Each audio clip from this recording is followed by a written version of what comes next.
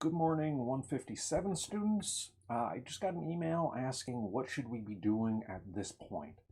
I was just going to respond to that email, but I think it'll be easier just to show you on my screen. So first off, you want to make sure you're getting into Blackboard. From Blackboard, you're going to see all the most important stuff. So the first thing you really want to be doing is checking the syllabus. The syllabus is giving you the basic rules of the class, and that includes the rules about how to get an A. So check that out. That's under course information, syllabus and course schedule, and you can download the PDF right there.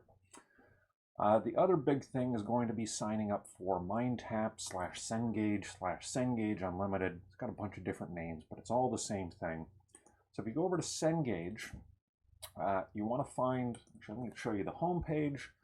You go to Cengage.com, click the button for students, and you're looking for Cengage Unlimited. They're going to make you press a bunch of buttons. I'm sure there's a faster way to do this, but this will be fine. 7-day trial.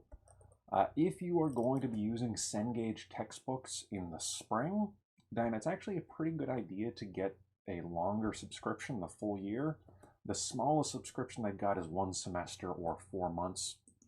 So what you want, yada, yada, yada, Cengage Unlimited. Okay, they have this version. This is not what you want. You want the version that's going to give you MindTap. So you can get the 4 months, you can get a year, you can get 2 years if you think you're going to be using a lot of Cengage things. Basically, this is like Netflix, but for textbooks and homework setups. So this is 40% of your grade. So you could not get it, but you're going to fail the class if you don't. So make sure you sign up for that. Sign up with your Farmingdale email account.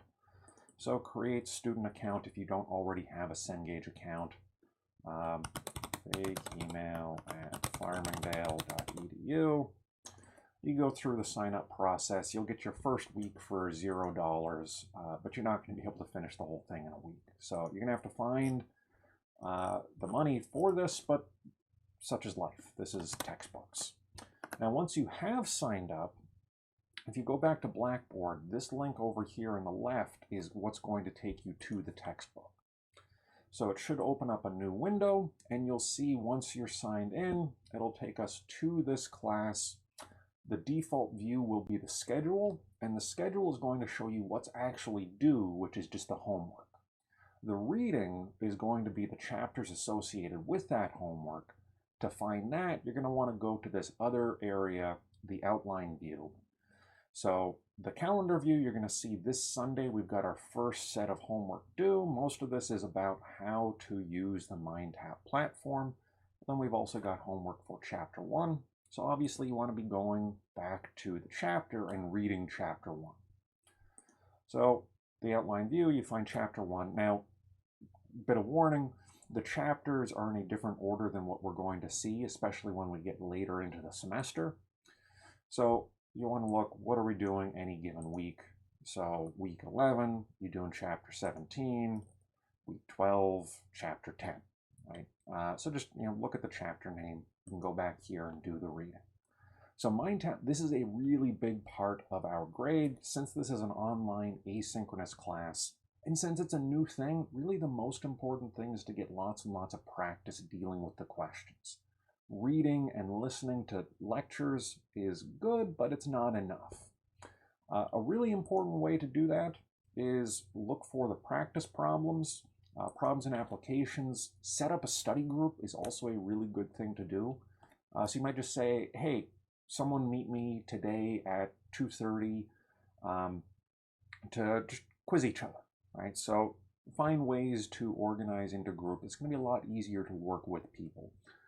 And I'll try and make it easy to find ways to do that through the class blog. All right, so MindTap, this is the most important thing you need to do. The other important thing is to go to the class blog. So again, in the sidebar, if you click class blog, that'll open up the WordPress blog. Hopefully you guys are already on there. I've sent out announcements about how to join. So if you haven't joined, go ahead and find announcements and look for the appropriate link. Let me show you which link that is. This link right there, right on top. So go ahead and hit this, the Tuesday, August 25th link if you haven't done so already. That'll let you have access to this blog. On the blog, if you go to this menu and go to 157, you're going to see the stuff that is specific for this class. But mostly this is a place for informal interaction. So this is a good place to say, hey, I'm looking to do a study group this afternoon. If you're interested, go ahead and meet me in Collaborate Ultra. So if you go back to Blackboard, this Collaborate Ultra gives you a spot where you can meet with your classmates from this section. So there are 2 sections of 157 on the class blog. So if you want to meet with someone who's not in your section, just put up a Google Meet link or something like that. So if you go to meet.google.com, you can set up a session, log in, create a meeting, and put that link up, and you can work with each other that way. So you got MindTap, you've got the blog, you've been interacting with each other, you bought your textbook. What next? If you go into learning modules, this is where on Blackboard we're going to have most of our stuff. So basically we've got 3 platforms. The blog is for informal stuff, MindTap is for reading and homework, and then Blackboard is where sort of all the official stuff is going to happen. So each learning module is each chunk of the class. So start with icebreaker activities, but let me show you what a normal module is going to look like. We're going to have just kind of a brief overview, some videos related to the content. Think of this as something to augment what you've got in the textbook. I choose these videos from YouTube channels that I like, but there are a lot of other ones out there that might also be helpful to you. If you find something, share it on the blog because your classmates would really appreciate that. So watch the videos. If videos don't help you a whole lot, maybe spend more time with the textbook, but find what works for you. My goal is to kind of put a bunch of stuff out there. The other bit of your homework, this is another 20% of your grade, is the reading assignments. So for the first couple weeks, it's not going based on the actual books that we're going to have, but we'll talk about that in a second. So for Module 1, you got 2 videos to watch. You watch both of these videos, you read these instructions, you're going to give me a summary and a response. I'm looking for basically about 2 paragraphs. 1 paragraph that gives sort of an overall summary of what is the most important big idea in both of these videos. Right? Think of this as one long video. What's the big idea? And maybe you can say more than one big idea, but it's very open-ended, right? So don't worry about getting it exactly right. There's no right or, well, there's no right answer. There are many possible wrong answers.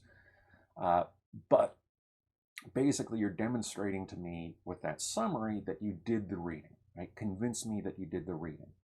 The second paragraph is some sort of a response. So again, super open-ended. You might talk about something you thought was really interesting. You might think about how you can apply it to your own life, right? So if you see something in your own life that reminds you of what you saw in the video, that's a really good way to respond to the video.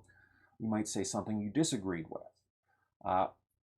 The sky's the limit. You can go any direction you want. Basically, you want a summary that convinces me you read the assignment, or in this case, watched the videos, and then you want something convincing me that you thought about the assignment. Now, another way to think about this is imagine you're writing a short summary response for your boss. Your boss said, hey, I want you to read this thing and then tell me what it is. Your goal there is to condense into the most important stuff and also to impress this person who's going to be reading.